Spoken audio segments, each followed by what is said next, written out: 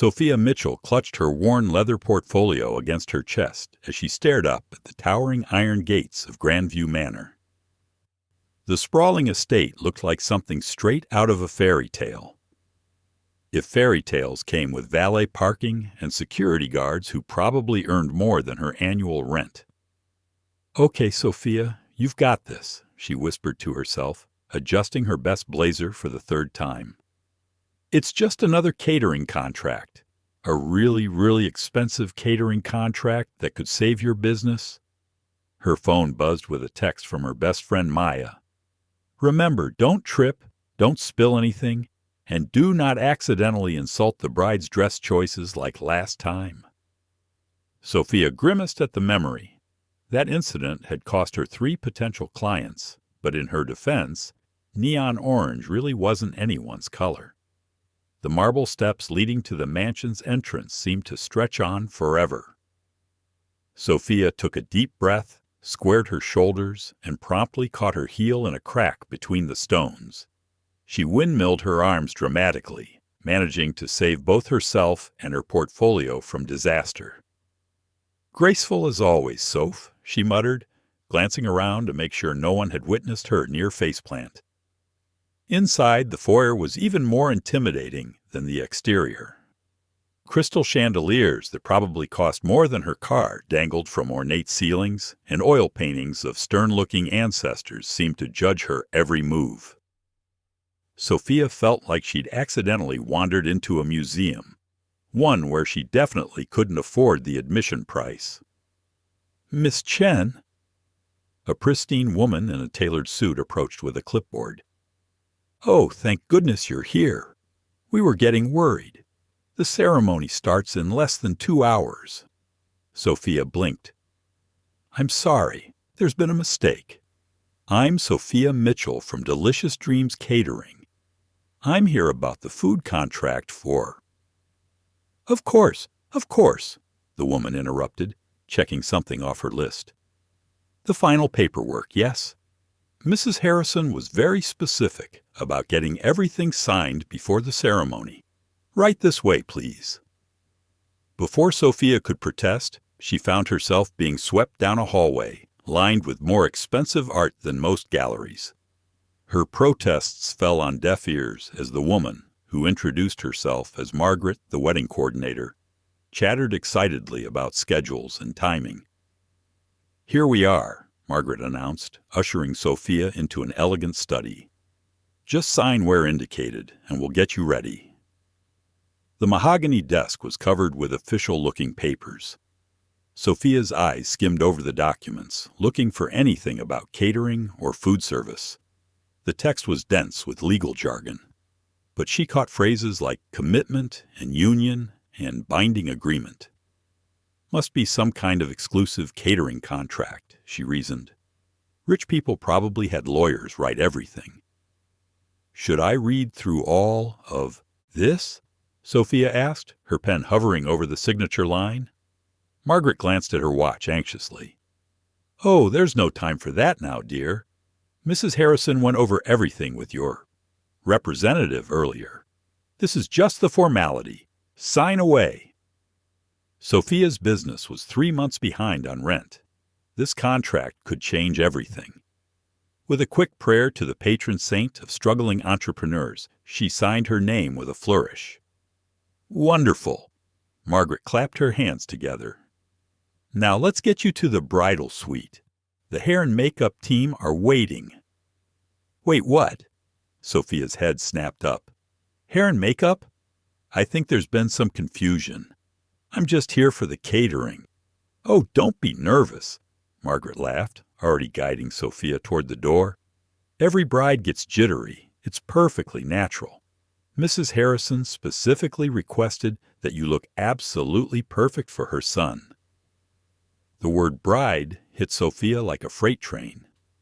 Her steps faltered as the horrible realization began to dawn. "I'm sorry. Did you say bride? Well, of course. You're marrying Alexander Harrison in less than 2 hours. Now come along. We need to get you into your dress." Sophia's portfolio slipped from her numb fingers, scattering business cards across the Persian rug. The papers she'd just signed weren't catering contracts. They were marriage documents. And apparently she'd just agreed to marry a complete stranger. "This is not happening," she whispered, her face draining of color. "This is absolutely not happening." But as Margaret continued chattering about boutonnieres and processionals, steering her inexorably toward what was surely the most expensive mistake of her life, Sophia realized with growing horror that it very much was happening, and in less than 2 hours, she was going to be walking down the aisle toward a man she'd never met, wearing a dress she'd never seen, in a ceremony she'd never agreed to. All because she'd been too desperate to read the fine print. 20 minutes later, Sophia found herself staring at her reflection in a full-length mirror, hardly recognizing the woman looking back at her. The wedding dress was a masterpiece of silk and lace that probably cost more than her car, and somehow it fit her perfectly. Her hair had been transformed into an elegant updo with delicate pearl pins, and her makeup was flawless. She looked like a bride, a terrified, completely fraudulent bride. "You look absolutely radiant, dear," gushed the makeup artist, adding a final touch of lip gloss. "Mr. Harrison is going to be speechless." "That makes 2 of us," Sophia mumbled, her stomach churning with anxiety. Margaret burst through the door, bouquet in hand. "Time to go." The guests are seated. The groom is at the altar, and Mrs. Harrison is practically vibrating with excitement. "Wait." Sophia held up her hands in panic. "I need to explain something. There's been a terrible mistake. I'm not supposed to be here. I'm not Isabella Chen." Margaret paused, tilting her head. "Isabella? Oh, honey, nobody calls you by your full name anymore. Everyone knows you go by Sophia now. Mrs. Harrison mentioned you'd be nervous and might try to back out. Don't worry, it's completely normal." Before Sophia could protest further, she found herself being led down a hallway toward the sound of classical music. Through an open doorway, she glimpsed an enormous ballroom filled with at least 200 elegantly dressed guests. White roses and crystal decorations transformed the space into something from a romantic movie. "Remember," Margaret whispered, pressing the bouquet into Sophia's trembling hands, "slow, measured steps. Smile. And whatever you do, don't trip." "Thanks for that confidence boost," Sophia muttered, but Margaret had already disappeared. The wedding march began, and suddenly Sophia was standing at the entrance to the ballroom. Every head turned toward her, faces she didn't recognize smiling expectantly. Her legs felt like jello, but somehow they carried her forward. And then she saw him. Alexander Harrison stood at the altar like he owned the world, which, considering the opulence around her, he probably did.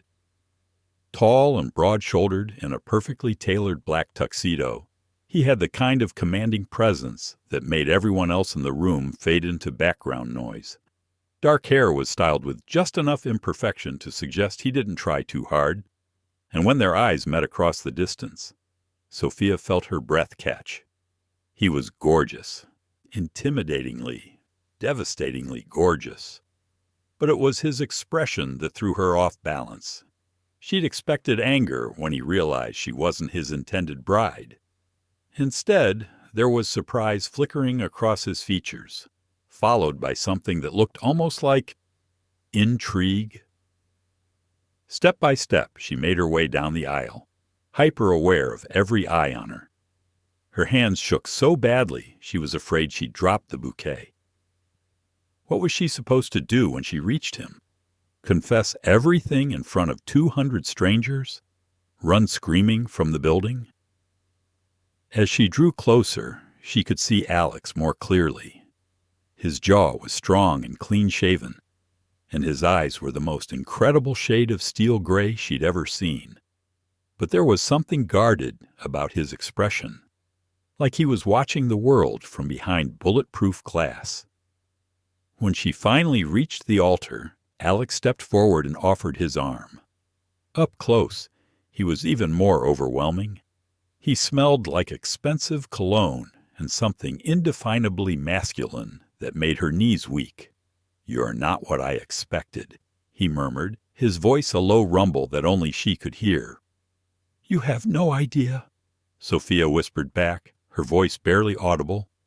The officiant began speaking, but Sophia couldn't focus on the words. Her mind was racing, trying to figure out how to extract herself from this situation without causing a scene that would probably end up on social media within minutes.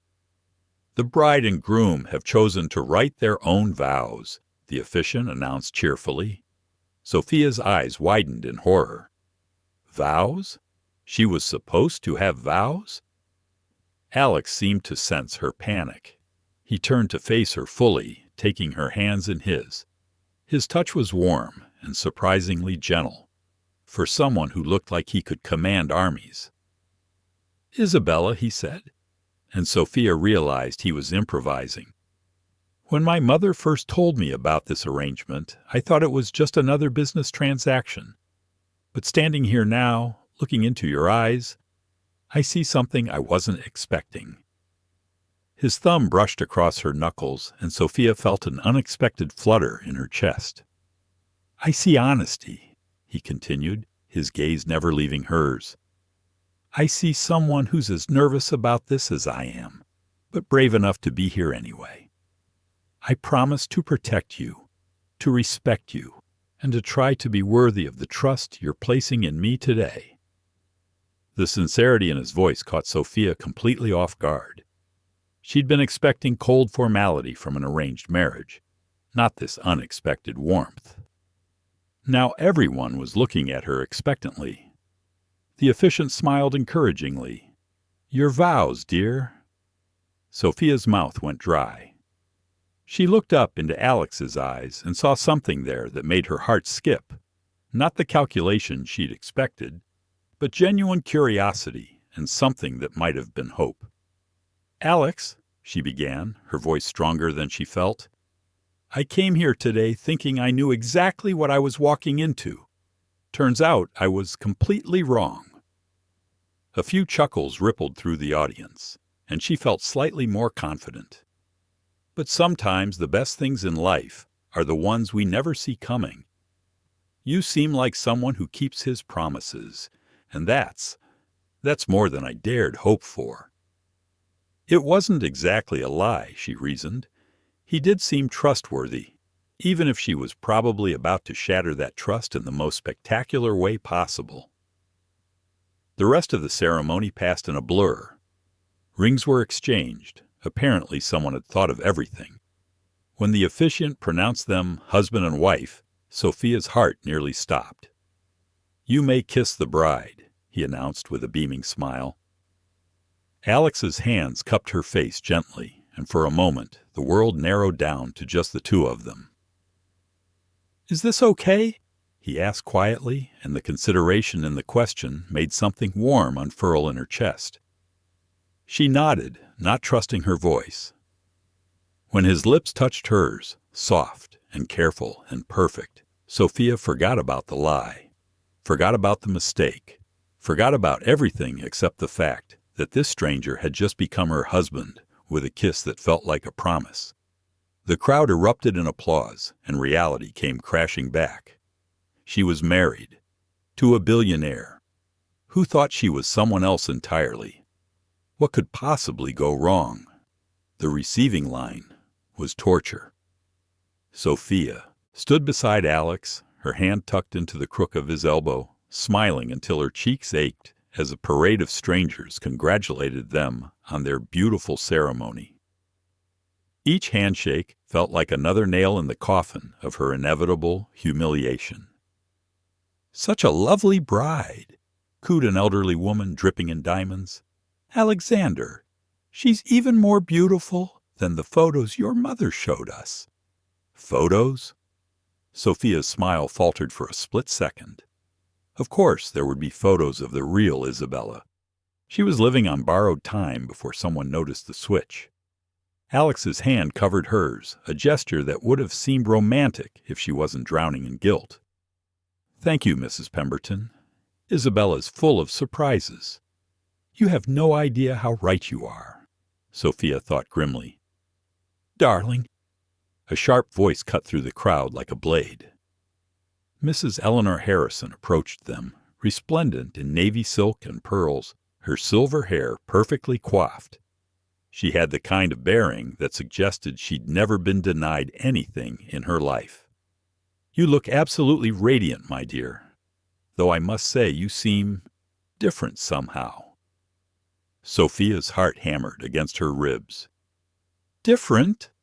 Eleanor studied her with keen blue eyes. "More nervous than I expected. In your emails, you seemed so confident about the arrangement. But I suppose everyone gets wedding jitters. Emails, another landmine in this field of deception." "Oh, you know how it is," Sophia managed weakly. "The reality is always different from the planning." "Indeed." Eleanor's gaze lingered on her for a moment longer before turning to Alex. "Your father would have been so proud, darling.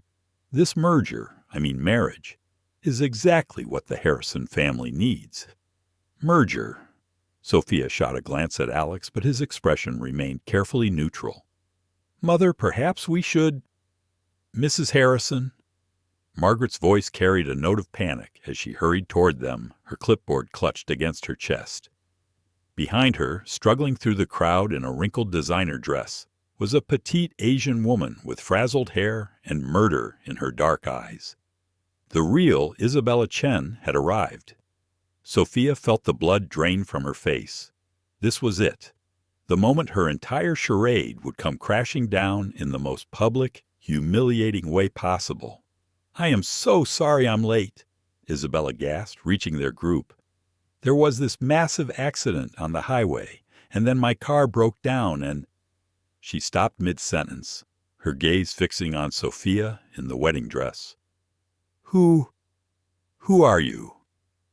The small circle around them fell silent. Eleanor's face went through a fascinating series of expressions: confusion, realization, and then a carefully controlled fury that made Sophia want to crawl under the nearest table. "I can explain," Sophia started, but Isabella wasn't finished. "This is my wedding." Isabella's voice rose, causing nearby guests to turn and stare. "That's my dress. Those are my flowers. Who is this woman, and why is she married to my fiancé?" The word fiancé hit Alex like a physical blow. His hand tightened on Sophia's, not in comfort this time, but in shock. He turned to look at her, and she saw the exact moment understanding dawned in his steel-gray eyes. "You're not Isabella Chen," he said quietly, his voice deadly calm. "I tried to tell them," Sophia whispered, her cheeks burning with shame.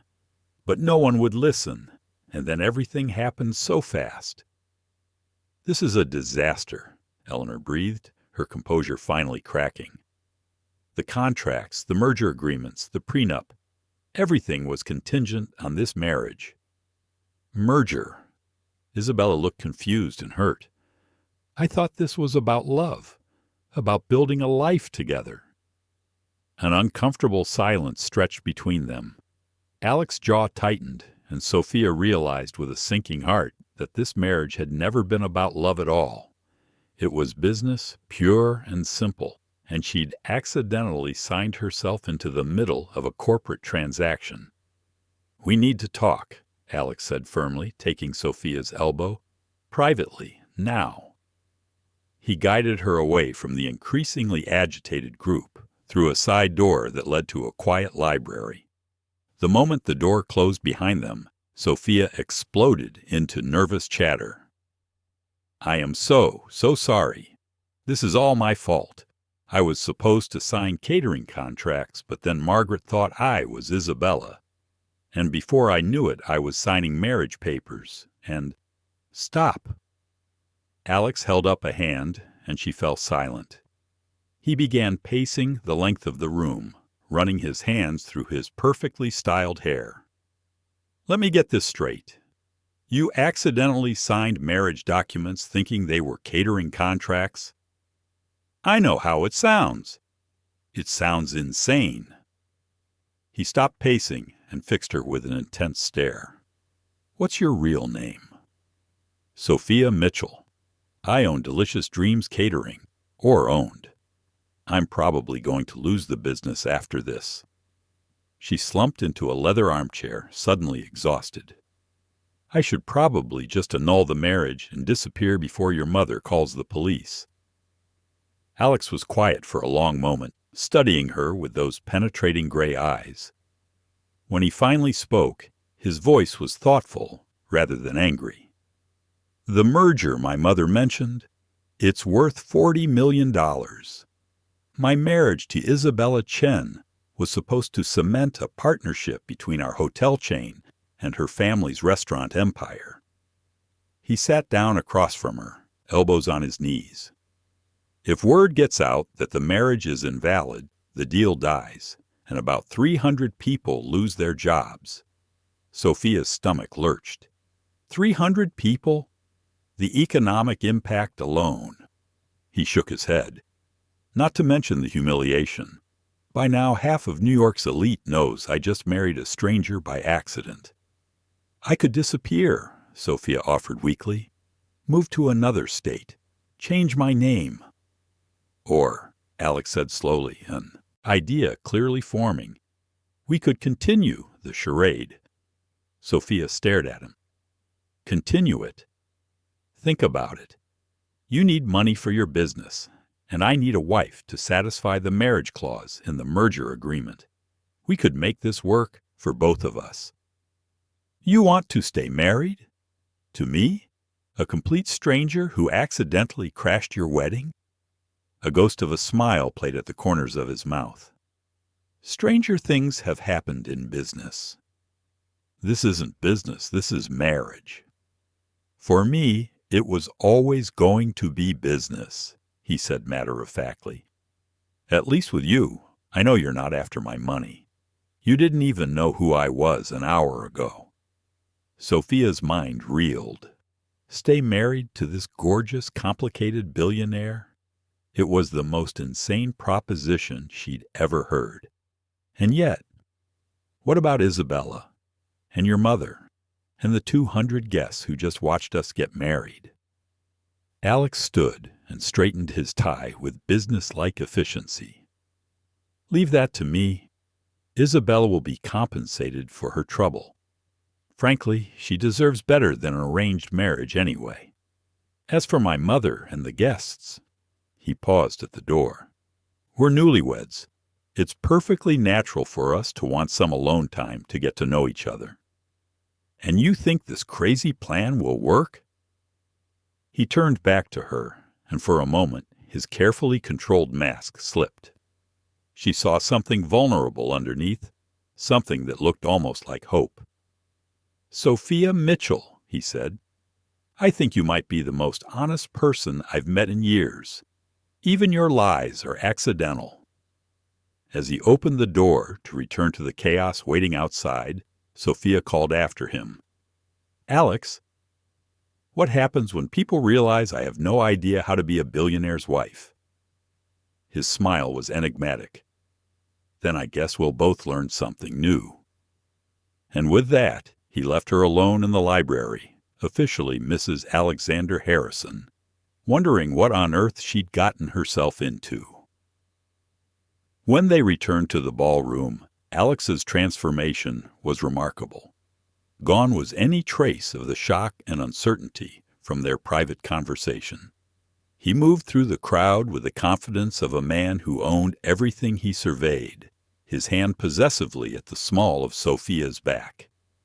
Remember, he murmured in her ear as they approached the head table, we're madly in love newlyweds. Try not to look like you're attending your own execution. Easy for you to say, Sophia whispered back. You're not the one wearing a borrowed identity and a dress worth more than your car. Actually, given what this merger is worth, I'd say we're both wearing borrowed identities tonight. The reception was in full swing, with champagne flowing and a string quartet playing softly in one corner. Everything was elegant, expensive, and completely foreign to Sophia's world of budget catering and hand-me-down equipment. Eleanor Harrison intercepted them before they could reach their seats. She'd clearly used their absence to compose herself, but Sophia could see the steel beneath her gracious smile. "Darling," Eleanor said, linking her arm through Sophia's, "I've had the most wonderful chat with Isabella. Such a sweet girl. She's decided to stay for dinner as our guest. She was so understanding about the confusion." Sophia glanced across the room to where Isabella sat at a table with several other young women, looking surprisingly relaxed for someone whose wedding had just been hijacked. "How generous of her," Sophia managed.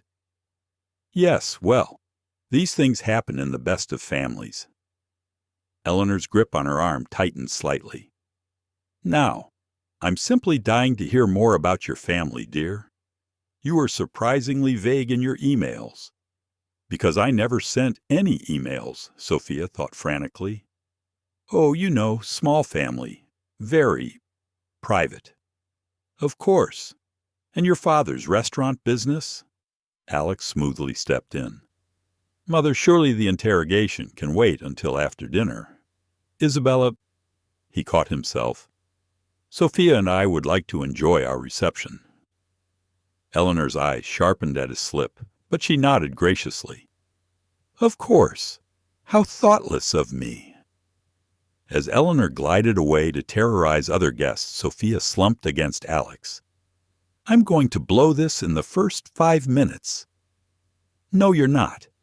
His voice was surprisingly gentle. "Just be yourself. Half these people are frauds anyway. You'll fit right in." The first test came during dinner. Sophia found herself seated between Alex and a distinguished older man who introduced himself as Senator William Crawford. "So, Mrs. Harrison," the senator said, cutting into his beef tenderloin with surgical precision, "Alexander tells me you're in the hospitality business." Sophia nearly choked on her wine. "Something like that." "Fascinating industry. I imagine you have strong opinions about the recent changes in food service regulations." Sophia stared at him blankly. Food service regulations? She knew about health codes for catering, but this sounded way more complicated. "I believe in proper food handling," she offered weakly. Alex's hand found hers under the table, his thumb tracing circles on her palm. "Sophia prefers to focus on the creative side of the business," he said smoothly. "She has remarkable instincts for what people actually want to eat, don't you, darling?" The endearment sent an unexpected flutter through her chest. "Oh, absolutely. I mean, you can have all the regulations in the world. But if your food tastes like cardboard, people won't eat it." Senator Crawford chuckled. "How refreshingly practical. So many people in your industry get caught up in trends and forget about fundamental quality." "Exactly." Sophia found herself warming to the topic. "I mean, molecular gastronomy is interesting and all, but sometimes people just want a really good piece of chocolate cake that tastes like their grandmother made it." "Wise words. Alexander, you've found yourself a gem." As the senator turned to chat with the woman on his other side, Alex leaned close to Sophia's ear. "See? You're a natural." "I was talking about cake," she whispered back. "Hardly rocket science. You were being genuine. Trust me, in this crowd, that's rarer than rocket science." The real test came when Victoria Ashworth, a sharp-eyed socialite with platinum hair and a reputation for ruthless gossip, cornered them near the dessert table. "Alexander, darling." Victoria air-kissed both his cheeks with practiced efficiency. "And this must be the mysterious Isabella we've heard so much about." "Actually, it's Sophia," Alex corrected smoothly. "Isabella was her formal name, but she's always preferred Sophia." "How interesting." Victoria's smile was razor-sharp. And such a whirlwind romance. When did you two meet? Sophia's mind went completely blank.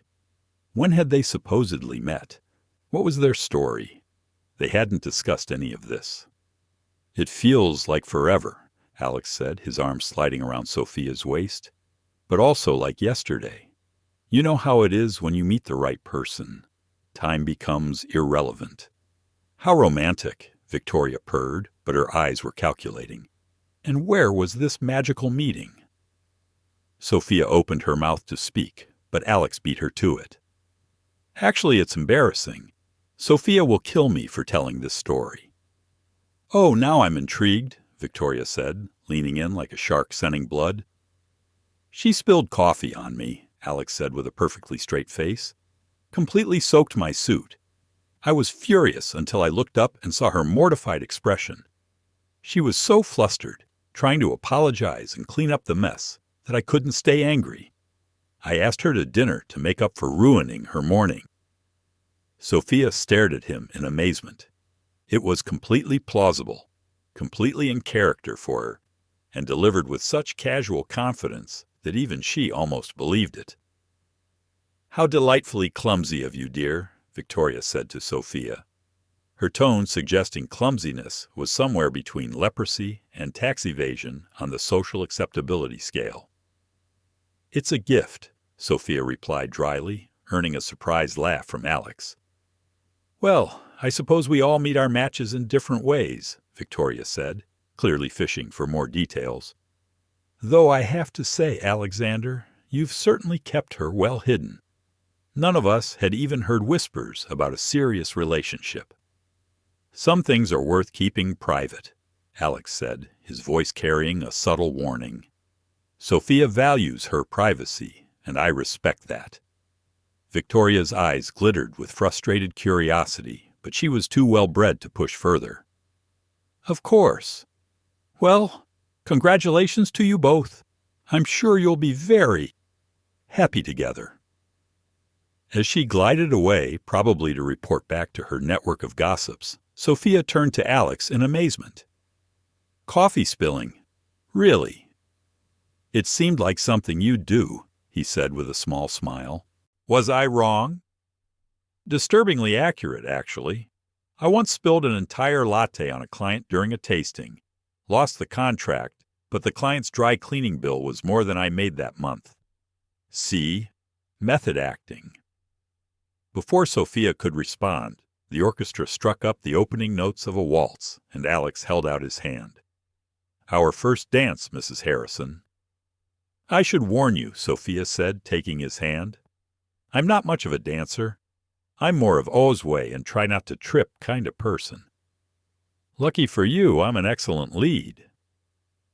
He wasn't lying. On the dance floor, Alex moved with the same confident grace he displayed in everything else. His hand at her waist was firm and sure, guiding her through steps she didn't know she could make. You're not giving yourself enough credit, he murmured as they swayed together. You're doing fine. That's because you're basically carrying me through this, she replied, acutely aware of how close they were, how perfectly she seemed to fit against him. Good marriages are about supporting each other's weaknesses, he said, then seemed to realize the implication of his words. I mean, I know what you meant, Sophia said softly, surprised by the flutter of disappointment in her chest. Of course he was talking about their fake marriage. What else would he mean? As the song ended and the crowd applauded, Alex spun her once more. And for a moment, Sophia forgot about the charade, forgot about the complications waiting for them. For just a moment, she felt like she really was a bride dancing with her new husband, surrounded by people who wished them well. Then reality crashed back as she caught sight of Isabella watching them from across the room, her expression unreadable, and Eleanor Harrison studying them with the intensity of a hawk watching field mice. The night was far from over, and Sophia had a feeling the real challenges were just beginning. Sophia woke up in the most luxurious bed she'd ever experienced, momentarily disoriented by by the Egyptian cotton sheets and the unfamiliar scent of expensive cologne lingering in the air.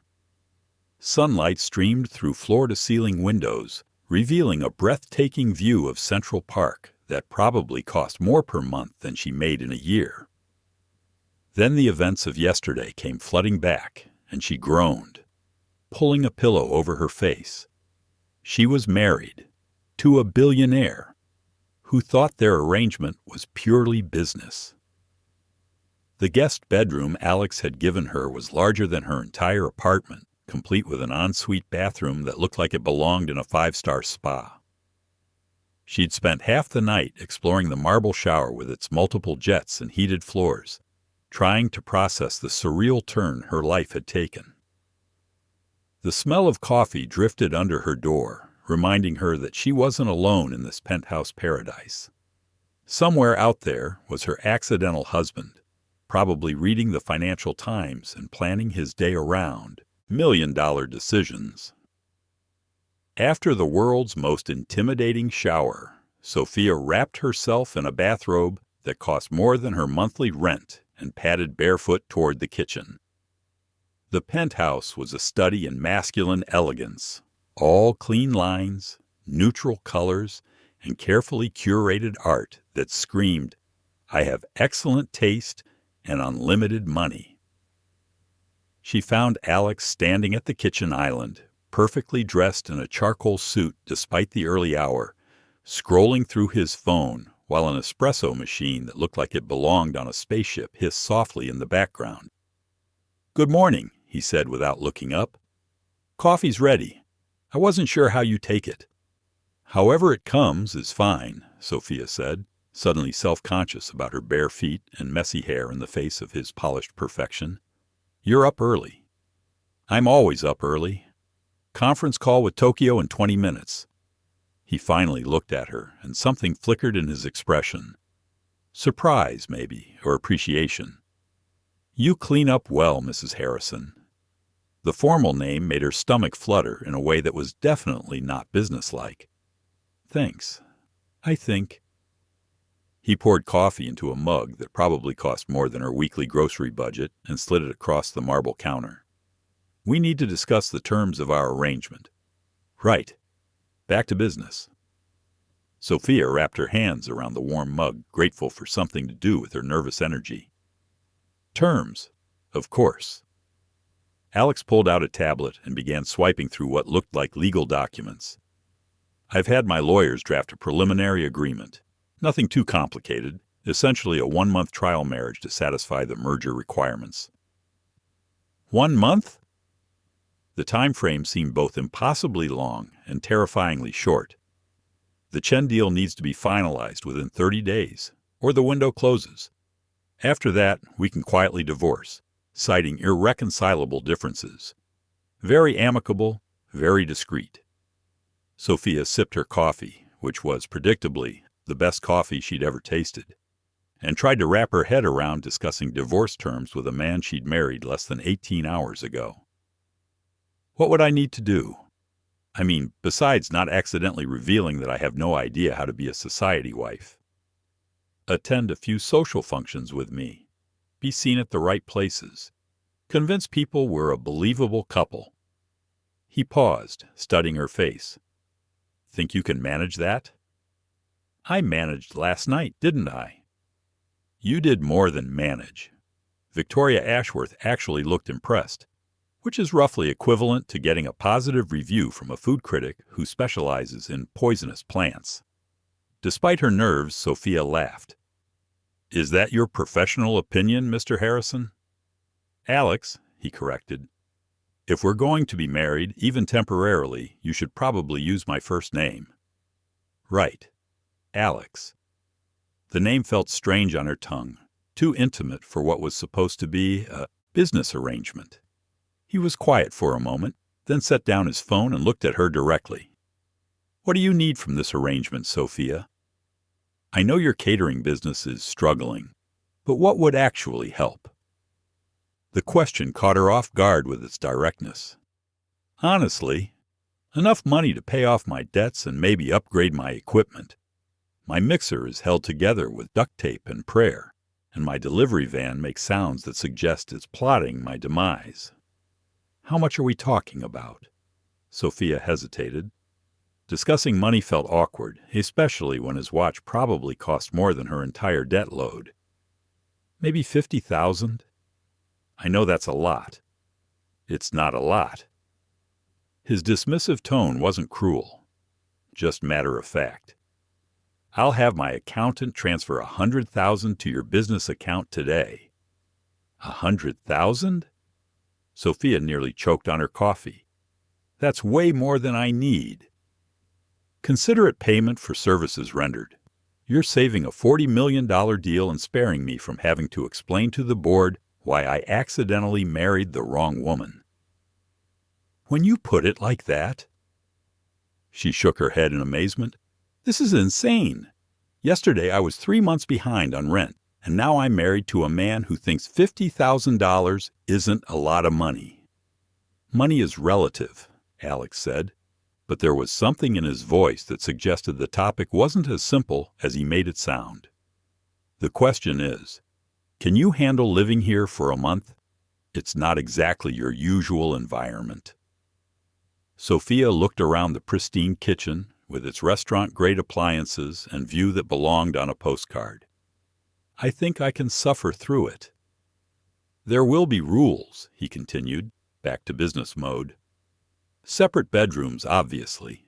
No personal items left in common areas. No changes to the decor or household routines. And absolutely no one can know the truth about our arrangement. Not your friends, not your family, no one. What about your family? Your mother seemed invested in the marriage working out. Alex's expression darkened slightly. My mother is invested in the merger. As long as we appear happily married for the next month, she'll be satisfied. And after that? After that, we both go back to our real lives. He glanced at his watch, probably worth more than her car, and grabbed his briefcase. I have to go. Make yourself at home, but remember, no personal items in common areas, got it? Sophia raised her coffee mug in a mock toast. Here's to the most bizarre month of my life. Alex paused at the door, turning back with an expression she couldn't quite read. Sophia, for what it's worth, I think you handled last night better than most people would have. You're stronger than you give yourself credit for. And then he was gone, leaving her alone in a penthouse that cost more than most people made in a lifetime, married to a man who paid compliments, like he was stating, quarterly earnings. Sophia wandered back to the windows overlooking Central Park, sipping the best coffee of her life and trying to figure out how she'd gone from struggling small business owner to temporary billionaire's wife in the space of 24 hours. Her phone buzzed with a text from Maya. How did the catering gig go yesterday? Did you land the contract? Sophia stared at the message, then at the marriage certificate sitting on the counter next to Alex's forgotten tablet, then back at her phone. How exactly did you tell your best friend that instead of landing a catering contract, you'd accidentally landed a husband? It's complicated, she texted back. I'll call you later. Complicated, she reflected, was definitely the understatement of the century. As she explored her temporary home, because that's all this was, temporary, Sophia tried to ignore the little voice in her head that whispered this arrangement might be more dangerous than she'd realized. Not because Alex was dangerous, but because for the first time in her life, she was getting a taste of what it felt like to be taken care of, to be protected, to be seen as valuable. And in 30 days, she'd have to give it all up and go back to her real life. The question was, would she be able to? 3 days into their bizarre domestic arrangement, Sophia had learned several important things about her temporary husband. Alex Harrison woke up at exactly 5:30 a.m. every morning, consumed nothing but black coffee and protein shakes for breakfast, and apparently believed that fun was a 4-letter word that should be banned from polite conversation. She'd also learned that his penthouse had approximately zero personality, unless you counted expensive as a personality trait. "This place looks like a hotel room," she muttered to herself, surveying the sterile living room while balancing her laptop on her knees. She'd been trying to work on catering proposals from his pristine white couch, but the space was so aggressively perfect that she felt guilty for existing in it. The sound of the front door opening made her look up. Alex appeared in the doorway, looking characteristically immaculate, despite having spent 12 hours at the office. His tie was still perfectly knotted, not a hair out of place. "You're home early," Sophia said, glancing at the clock. It was only 8 p.m., practically the middle of the afternoon by his usual standards. "I live here," he pointed out, loosening his tie with practiced efficiency. "How was your day?" It was such a normal married couple question that Sophia felt a little flutter in her chest. "Productive. I landed 3 new catering contracts thanks to my mysterious financial windfall. Turns out having actual working equipment makes everything easier." "Good." He paused, taking in her setup on his couch, laptop, papers, coffee mug, and what appeared to be an entire bag of chips. "Are you working from here?" "Is that a problem? I can go back to my apartment." "No, it's fine. It's just—" He gestured vaguely at her organized chaos. "Different." Sophia followed his gaze and realized she'd unconsciously made herself at home. Her shoes were kicked off under the coffee table. She'd draped a throw blanket over her legs, and yes, she'd definitely left crumbs on his probably priceless furniture. "Sorry," she said, starting to gather her things. "I know you said no personal items in common areas. Leave it." The words came out sharper than he'd probably intended, and he softened his tone. "I mean, you're working. It's fine." An awkward silence stretched between them. This was the problem with their arrangement. They were supposed to be intimate enough to convince the outside world they were in love, but they were still essentially strangers sharing an extremely expensive living space. "Are you hungry?" Sophia asked impulsively. "I could cook dinner, to earn my keep around here."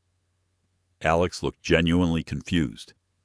"You don't need to earn anything, and I usually just order takeout."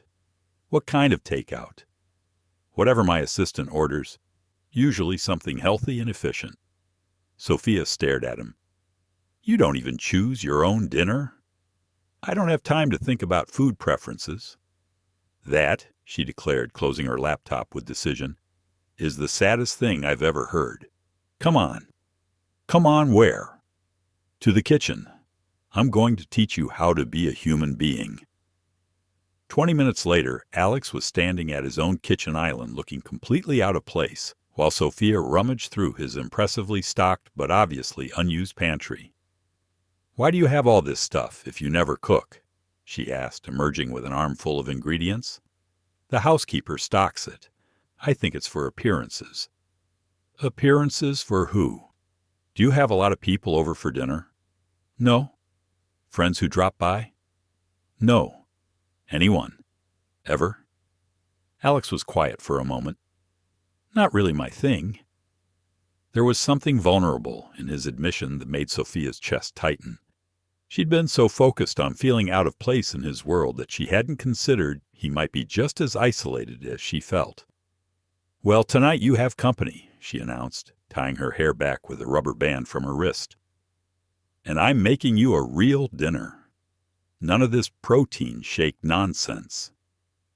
"I don't know how to cook," Alex said, watching her move around his kitchen with surprising confidence. "Then you can be my sous chef.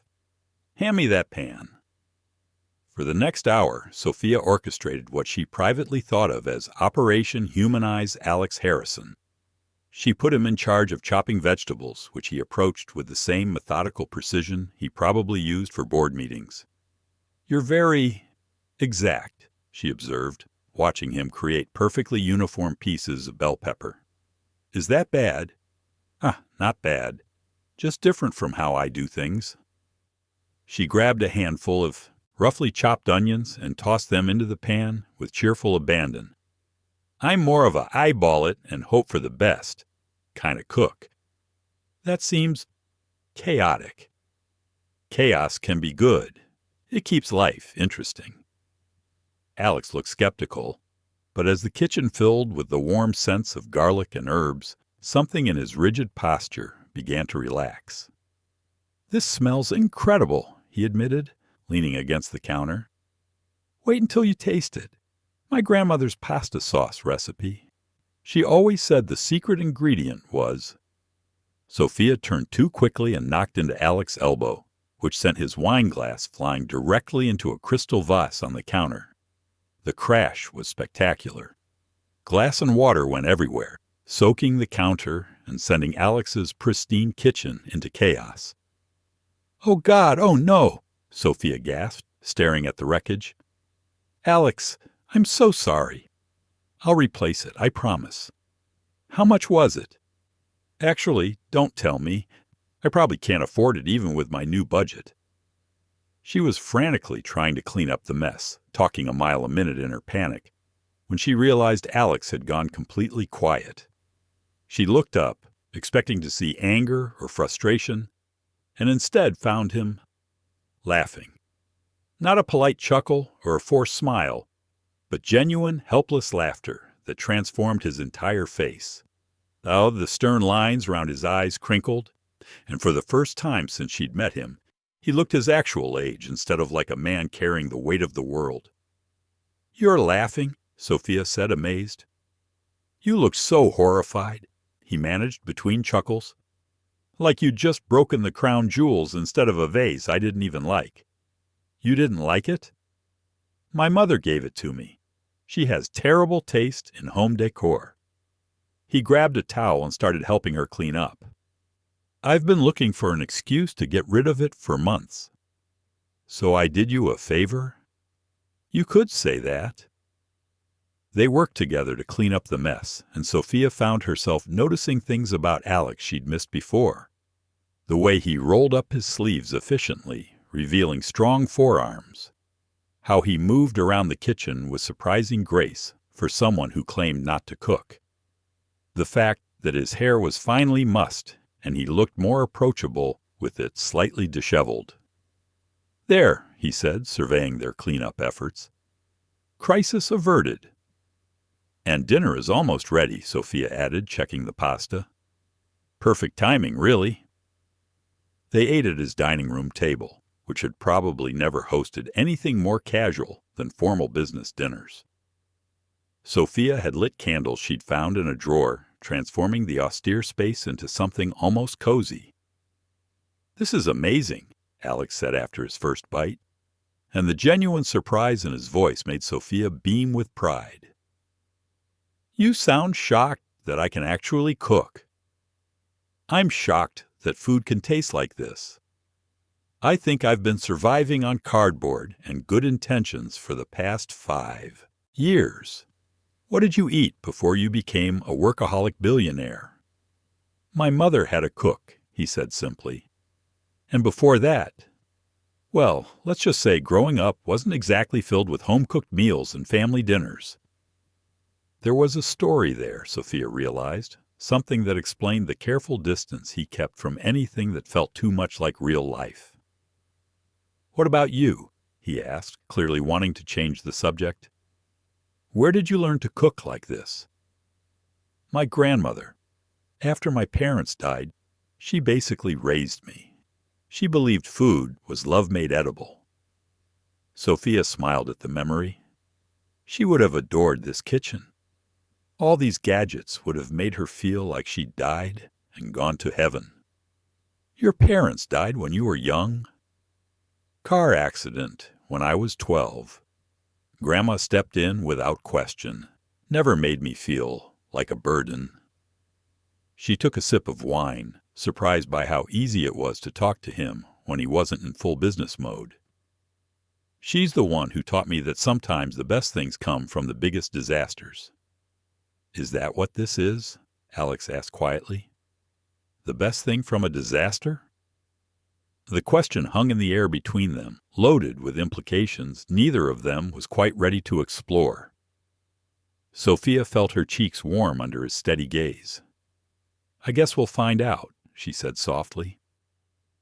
After dinner, they found themselves lingering at the table, the candles burning low and the conversation flowing more easily than either had expected. For the first time since their accidental wedding, it felt less like a business arrangement and more like, well, like whatever it was supposed to feel like when two people were getting to know each other. "Thank you," Alex said as they finally cleared the dishes. "For dinner. For ... He gestured around the kitchen, which still bore traces of their cooking adventure. "For making this feel less like a museum. Thank you for not firing me when I broke your vase." "I don't think husbands can fire wives," he said with a small smile. "I'm pretty sure there are laws about that." The word wives sent an unexpected thrill through Sophia's chest, followed immediately by a sobering reminder that this was all temporary. In less than a month, she'd be back to her real life, and Alex would return to his protein shakes and sterile perfection. But as she watched him load the dishwasher with the same methodical precision he brought to everything else, humming softly under his breath, Sophia couldn't shake the feeling that maybe, just maybe, they were both getting more than they'd bargained for. 2 weeks into their arrangement, Sophia had developed what she privately called the Alex schedule. He left for work before dawn, returned around 9 p.m. looking like he'd conquered several small countries, and spent his evenings buried in his laptop, with the focused intensity of a man trying to solve world hunger through spreadsheets. Tonight was different. Tonight, Alex came home at 7:30, his usually perfect appearance showing signs of actual human stress. His tie was askew, his hair looked like he'd been running his hands through it, and there was a tension in his shoulders that made Sophia look up from her own laptop with concern. "Rough day?" she asked from her now customary spot on his couch, surrounded by catering plans and fabric samples for table linens. "You could say that." He loosened his tie completely, letting it hang around his neck as he moved to the bar cart in the corner. "Scotch?" "I'm more of a wine person, but sure." He poured 2 glasses and handed her one, then sat down heavily in the armchair across from her, the first time she'd seen him sit anywhere in his own living room. "The merger?" she asked gently. "Among other things." He took a long sip of scotch and stared out at the city lights. "My mother called today. She wants to throw us a proper reception. Something about introducing you to the family properly." Sophia felt her stomach drop. "More people like Victoria Ashworth? Worse. My cousins, my mother's bridge club, and several board members who knew Isabel personally." He looked at her with something that might have been apology. "It would be a larger performance than we've done so far." "How much larger?" 150 people. Sit-down dinner, dancing, speeches about our whirlwind romance and bright future. Sophia set down her scotch carefully. "Alex, I can barely convince one nosy socialite that I belong in your world. I can't fool 150 people." "You've been doing fine." "I've been surviving on luck and your quick thinking." She pulled her knees up to her chest, suddenly feeling very small in the vast room. "What happens when someone asks me about Isabella's family? Or wants to hear stories about our courtship that we haven't invented yet?" Alex was quiet for a long moment, swirling the amber liquid in his glass. "We could call it off," he said finally. "The whole arrangement. I could find another way to handle the merger." "What about the 300 jobs? The $40 million? "I'll figure something out." There was something defeated in his voice that made Sophia study his face more carefully. "That's not what's really bothering you, is it?" He looked up, surprised. "What do you mean?" "You're Alex Harrison. You don't get defeated by business problems. You eat business problems for breakfast and ask for seconds." She set her scotch aside and leaned forward. "What else happened today?" For a moment she thought he wouldn't answer. Then something in his carefully controlled expression cracked, just slightly. "I had lunch with an old friend today. Someone I hadn't seen in years." His voice was carefully neutral, but Sophia could hear the underlying tension. "She told me she'd gotten married last year. Said she'd wanted to invite me, but wasn't sure I'd come. Apparently, I have a reputation for being unavailable." "Unavailable how?" "Emotionally, romantically, generally." He took another sip of scotch. "She said people had stopped including me in things because I made everyone feel like they were interrupting a board meeting." Sophia felt something twist in her chest. "That's ridiculous. You're not like that." "Aren't I?" He looked at her with a self-deprecating smile. "Sophia, before you accidentally crashed into my life, when was the last time I had dinner with another person? When was the last time I laughed at something that wasn't a quarterly earnings report?" She didn't have an answer for that because she suspected he was right. "My friend asked me about you," he continued. "About our marriage. She said I seemed different, happier. And I realized I couldn't remember the last time someone had said I seemed happy about anything. Alex ... The thing is," he said, his voice dropping to almost a whisper, "I think she was right. These past 2 weeks, even though this whole situation is insane, even though we're essentially lying to everyone we know, I've been happier than I've been in years." The confession hung in the air between them, raw and honest, and terrifying in its implications. "Why?" Sophia asked softly. He was quiet for so long she thought he wouldn't answer. When he finally spoke, his voice was barely audible. "Because you see me, not my bank account, not my business empire, not what I can do for your career or your social status. You see me making terrible coffee in the morning, and you laugh. You cook dinner and light candles like it's the most natural thing in the world. You broke my mother's ugly vase and made me realize I'd been living in a museum instead of a home." Sophia's heart was beating so hard she was sure he could hear it.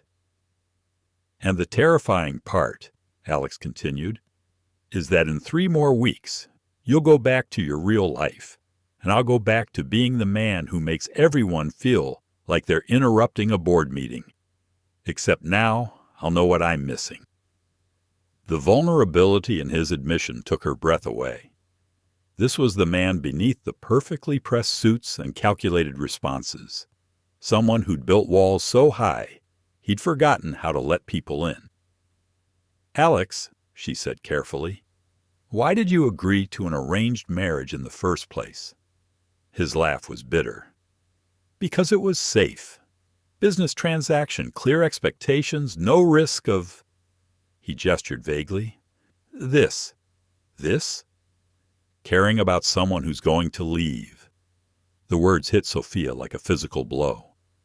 She set down her glass and moved to the couch beside his chair, close enough to see the pain he was trying so hard to hide. "Who left?" she asked gently. Alex stared into his scotch for a long moment.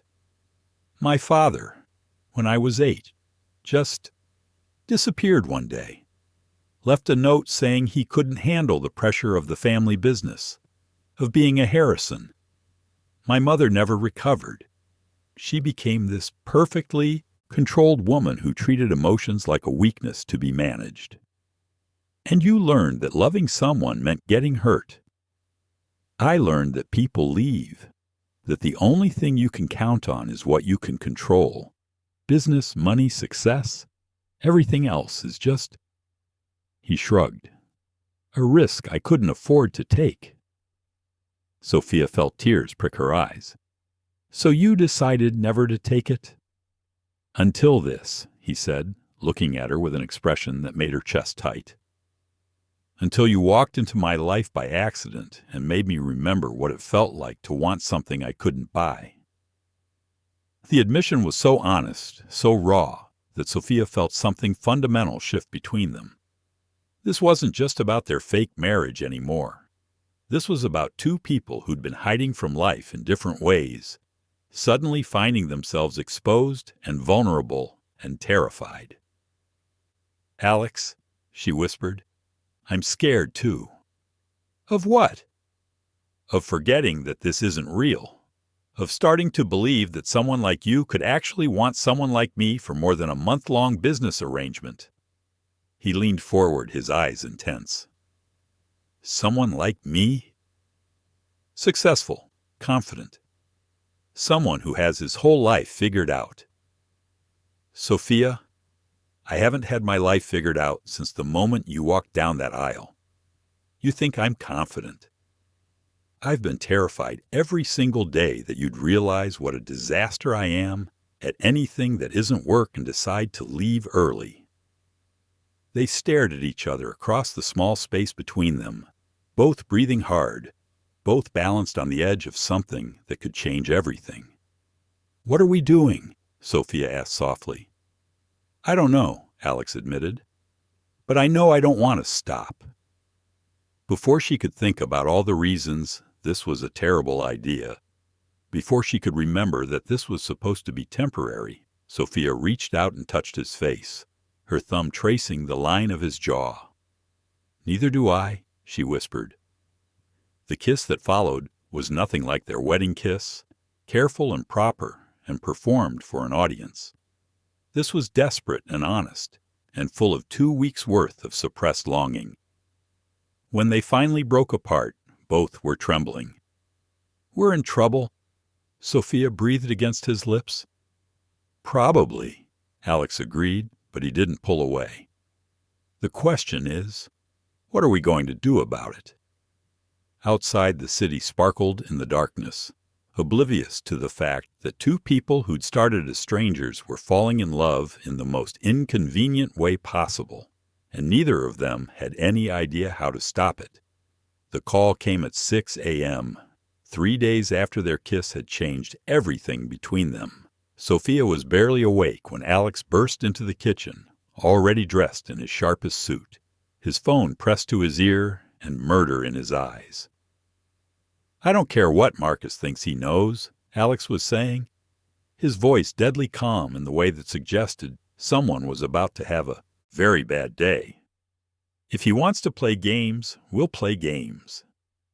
Sophia poured herself coffee and tried to piece together the conversation, while admiring the way Alex's jaw tightened when he was angry. 3 days of stolen kisses and increasingly intimate conversations had done nothing to diminish his effect on her. If anything, knowing the man beneath the suit made him more attractive, not less. "Fine. Set it up for tonight. Le Bernardin, 8 p.m. And Marcus? Make sure he understands that I don't make the same mistake twice." Alex ended the call and turned to find Sophia watching him with barely concealed curiosity. "Let me guess," she said, handing him his usual black coffee. "Marcus is trying to steal your lunch money?" "Marcus Rothwell is trying to steal my merger." Alex's voice was grim as he accepted the coffee. "Apparently word has gotten out that there might be irregularities in my marriage to Isabella Chen." Sophia felt ice form in her stomach. "What kind of irregularities?" "The kind where my business rival has been asking pointed questions about why my wife looks nothing like the woman I was supposedly engaged to for 6 months. Alex ran a hand through his hair, destroying its perfect styling. "Someone's been feeding him information." "What does that mean for us?"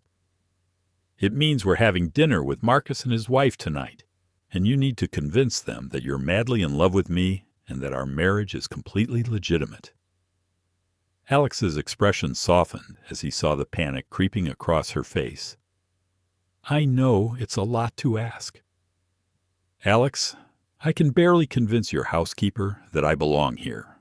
How am I supposed to fool a hostile business rival who's actively looking for cracks in our story. Because, Alex said, stepping closer and cupping her face in his hands, you're stronger than you think. And because when you talk about something you care about, you light up the entire room.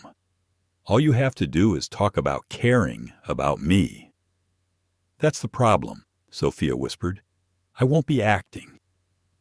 The admission hung between them, loaded with implications neither was quite ready to fully explore.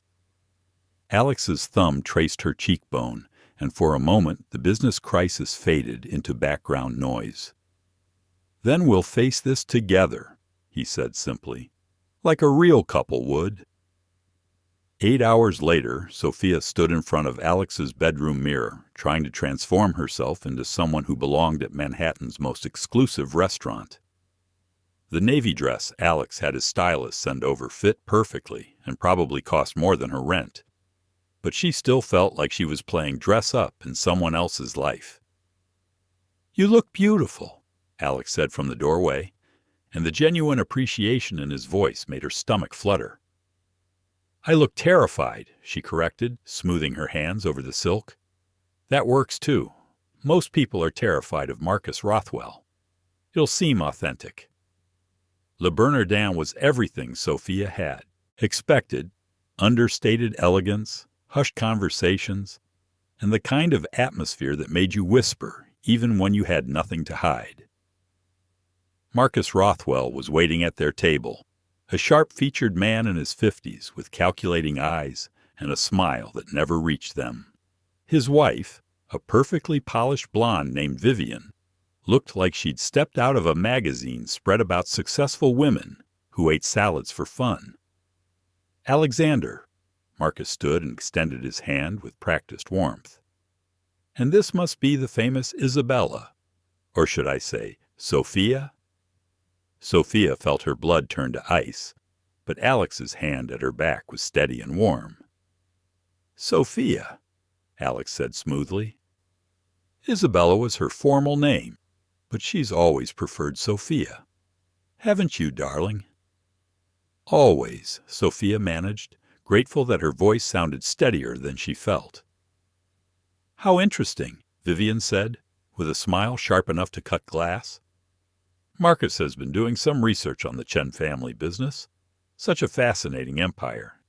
I'd love to hear about growing up in that world. The trap was obvious, but Sophia had nowhere to run.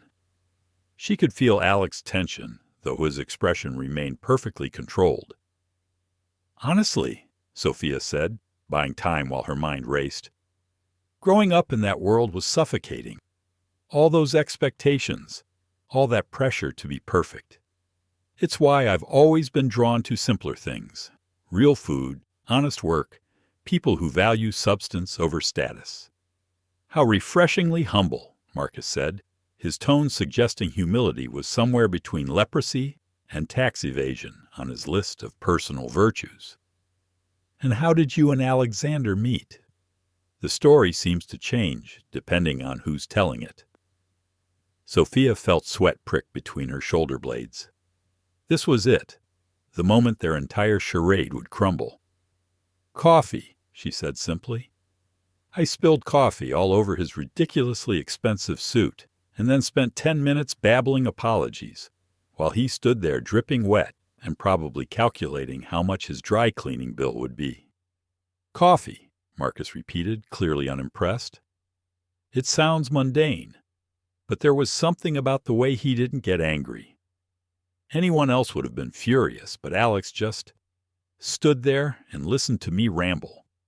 And when I finally stopped talking, he smiled and asked if I wanted to buy him a replacement coffee to make up for the one I dumped on him. Sophia found herself warming to the story, partly because it felt so completely plausible and partly because she could see Alex in her peripheral vision, watching her with something that looked like wonder. I thought he was just being polite, she continued. I mean, look at him. Men who look like that don't usually give women like me a second chance after I've destroyed their wardrobes.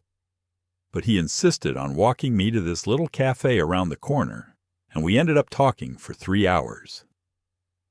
About what? Vivian asked, leaning forward despite, herself. Everything. Books, travel, the terrible coffee shop music.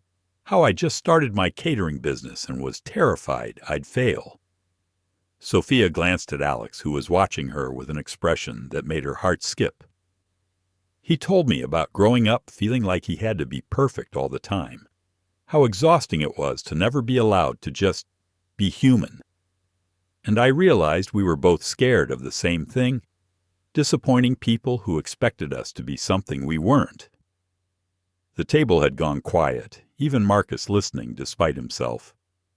"That's when I knew," Sophia said softly, her eyes locked on Alex. "Not that I loved him, that came later. But I knew that he was the first person I'd ever met who understood what it felt like to be afraid of not being enough." Alex reached across the table and took her hand, his fingers intertwining with hers. "And I knew that she was the first person who'd ever seen me as just Alex, not Alexander Harrison, heir to the empire. Just me." The silence stretched for a long moment, and Sophia realized with shock that every word she'd just spoken was true. Maybe not the coffee story specifically, but everything else. The fear, the connection, the feeling of being seen for who she really was. "Well," Marcus said finally, his calculating expression faltering slightly, "that's quite a story." "It's our story," Alex said simply, bringing Sophia's hand to his lips and pressing a gentle kiss to her knuckles. The gesture was so tender, so unconsciously intimate, that even Vivian looked touched despite herself. The rest of dinner passed in a blur of business talk and careful social navigation. But the tension had shifted. Marcus still probed, still looked for cracks in their foundation. But something about Sophia's passionate defense of their relationship had taken the wind out of his sails. As they waited for the valet to bring their car, Marcus pulled Alex aside for a private conversation, while Vivian complimented Sophia on her dress. "Alexander," Marcus said, his voice low but carrying in the quiet night air, "I'll admit I had my doubts about this marriage. The timing seemed convenient. But watching you two tonight—" He shook his head. "I haven't seen you look at anyone the way you look at her. If this is a business arrangement, it's the most convincing one I've ever witnessed." "It's not a business arrangement," Alex said quietly, and Sophia's heart stopped as she realized he meant it. "It's the most real thing in my life." On the drive home, they sat in silence, both processing what had just happened. Sophia had saved the merger, the jobs, everything Alex had worked for. But more than that, she'd done it by telling the truth about her feelings. Feelings that were becoming more real and more dangerous by the day. "Thank you," Alex said finally as they pulled into his building's garage. "For what?" "For saving everything. For being ... He paused, struggling with words. "For being exactly who you are, even when it would be easier to pretend to be someone else." "Alex," Sophia said softly, "what you said to Marcus, about this being the most real thing in your life, I meant it." He turned to face her fully, his gray eyes intense in the dim light. "This stopped being pretend for me weeks ago. The question is, what are we going to do about it?" As they rode the elevator up to their temporary home, Sophia realized that their biggest challenge wasn't convincing the outside world they were in love. It was figuring out what to do now that they actually were. The morning everything fell apart started like any other. Sophia woke up in Alex's arms, a development that had become natural over the past week, despite the separate bedrooms rule they'd long since abandoned. His breathing was even and peaceful, his face relaxed in sleep, and for a moment she let herself imagine this was her real life. Then his phone rang. Alex stirred, reaching for the device with the practiced efficiency of someone who'd been taking emergency calls since childhood. His "hello, mother" made Sophia's stomach clench with familiar dread, What? When? Alex sat up sharply, running a hand through his disheveled hair. That's impossible. We signed a confidentiality agreement.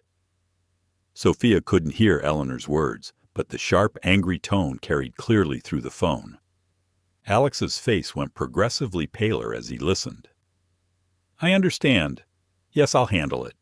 Give me an hour. He ended the call and stared at the phone for a long moment before turning to Sophia with an expression that made her heart sink. What happened?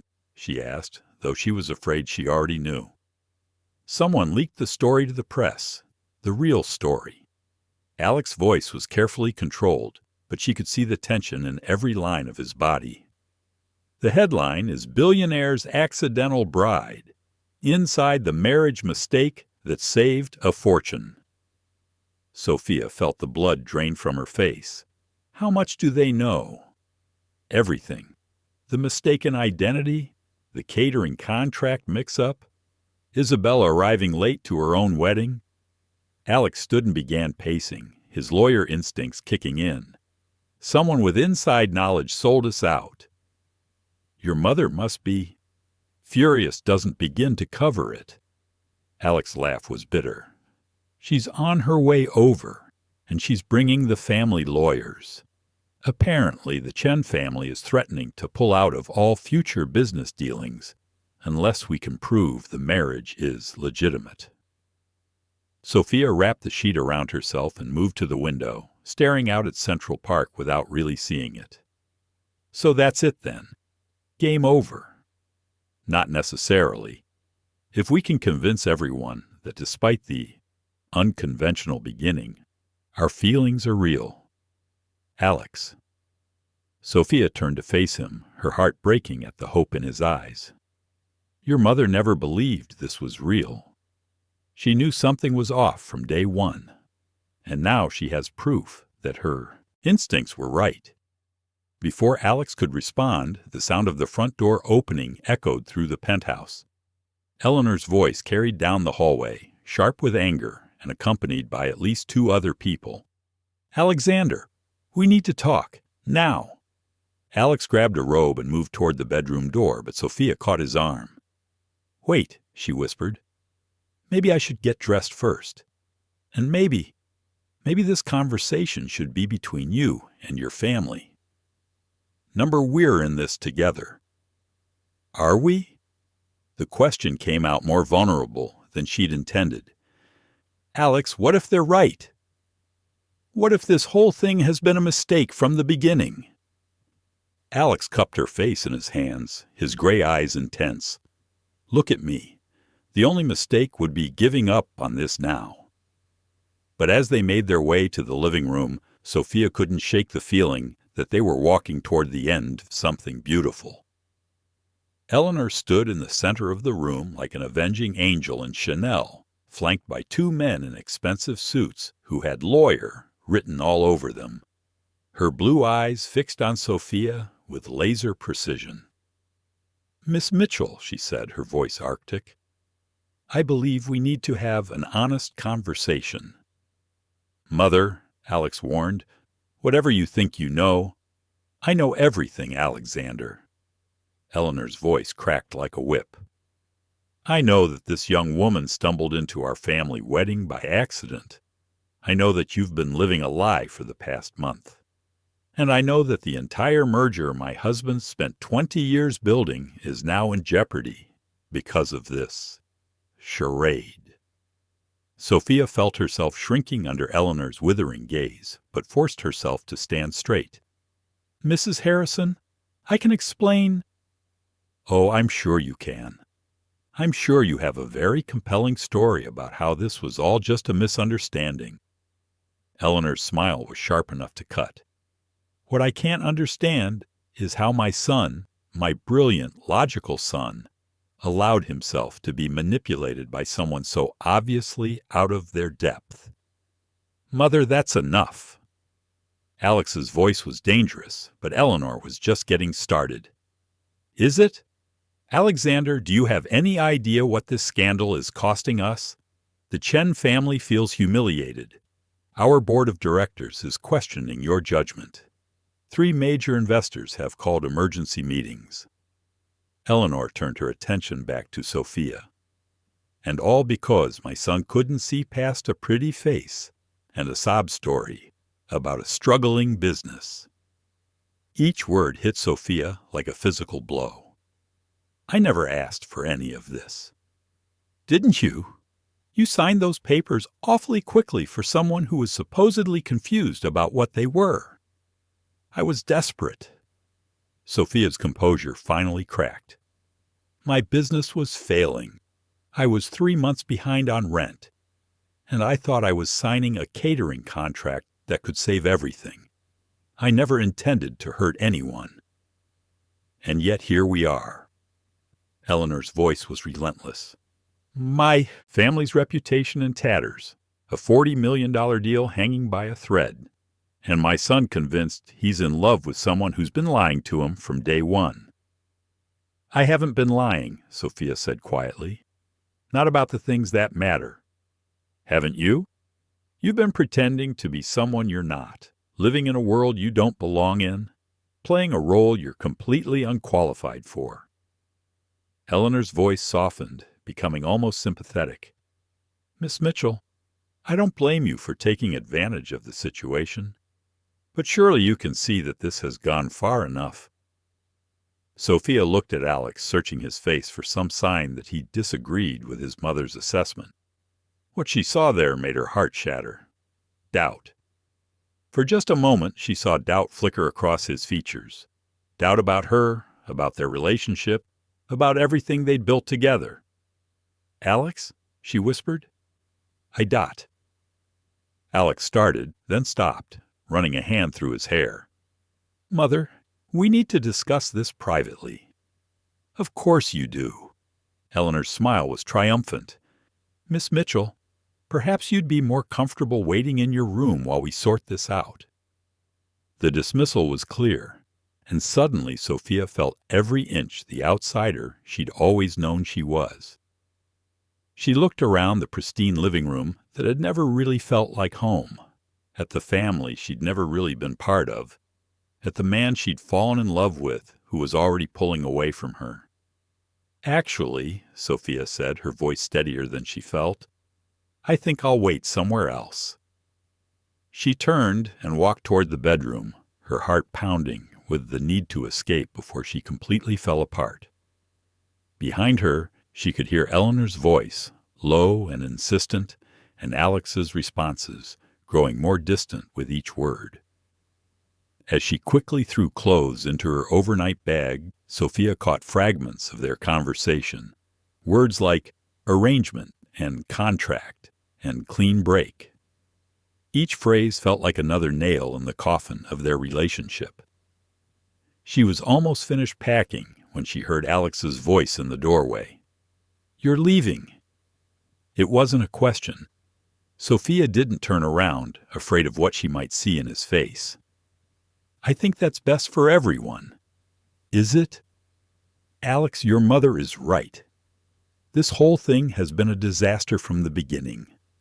I've been living in a fantasy, pretending I could fit into your world, but I can't. I never could." "That's not true." "Isn't it?" Sophia finally turned to face him, tears streaming down her cheeks.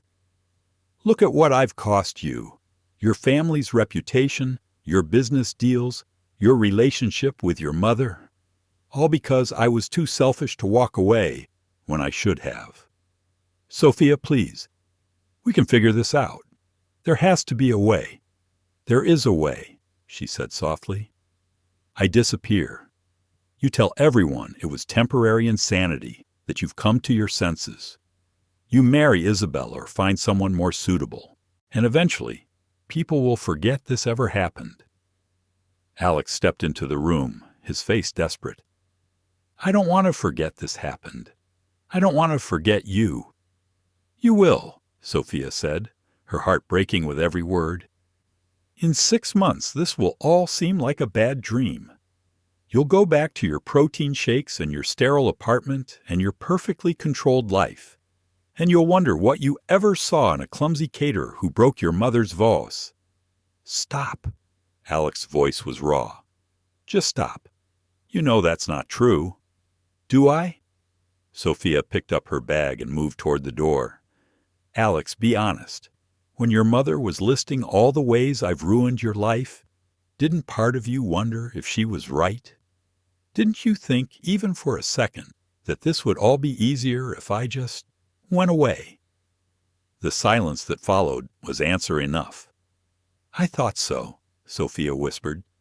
"Goodbye, Alex. I hope you get everything you deserve." She walked past him through the living room, where Eleanor and the lawyers were still discussing damage control, and out the front door of the penthouse that had never really been her home. As the elevator doors closed behind her, Sophia allowed herself one last look at the life she was leaving behind. Then she pressed the button for the lobby and tried to figure out how to rebuild a heart that had been shattered into 1,000,000 pieces. In the penthouse above, Alex stood at the window watching her small figure disappear into the city, knowing he'd just lost the most important thing in his life and having no idea how to get her back.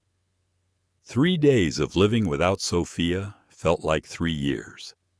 Alex had tried to return to his old routine: early mornings, black coffee, endless work. But everything felt hollow and wrong. The penthouse, restored to its previous sterile perfection, felt like a museum again. Even his morning coffee tasted like cardboard.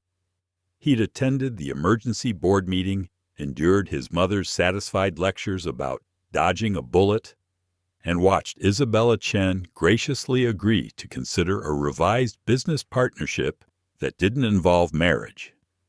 Everyone kept telling him he'd done the right thing, that he was better off, that he'd regained his senses.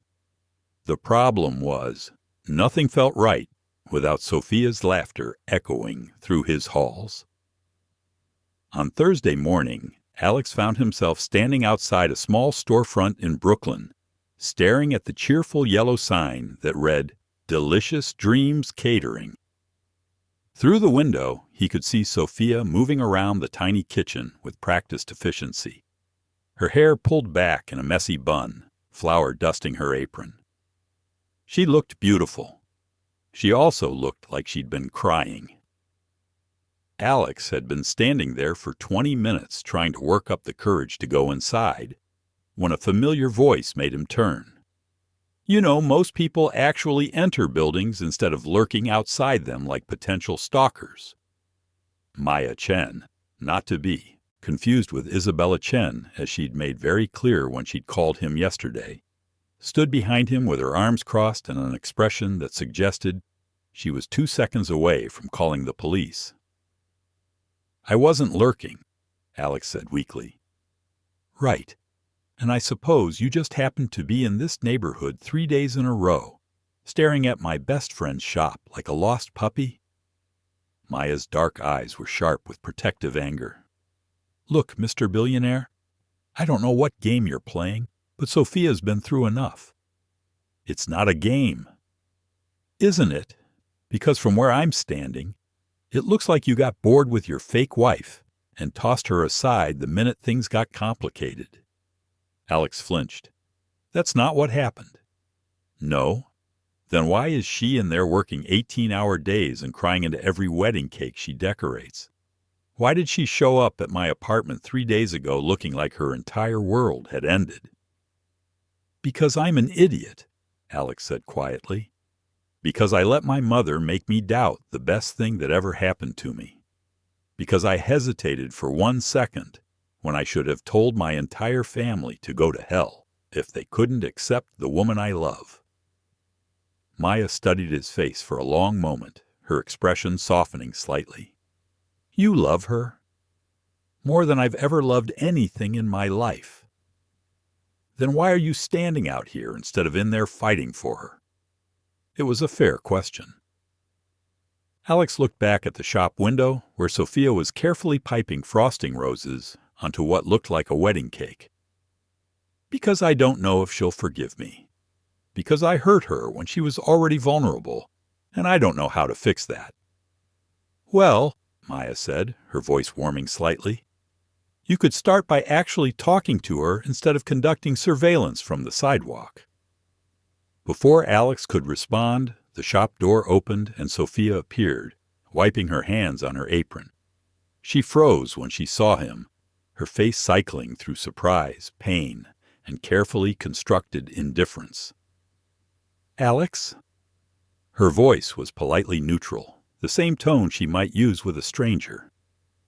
"What are you doing here?" "I needed to see you," he said, his heart hammering against his ribs. "Well, you've seen me. I'm fine, as you can clearly observe. Business is good, thanks to your generous payment. I'm moving on." But her voice caught slightly on the last words, and Alex saw the pain she was trying so hard to hide. "Sophia, please, can we talk? Privately?" "I don't think that's a good idea." 5 minutes, Alex pressed.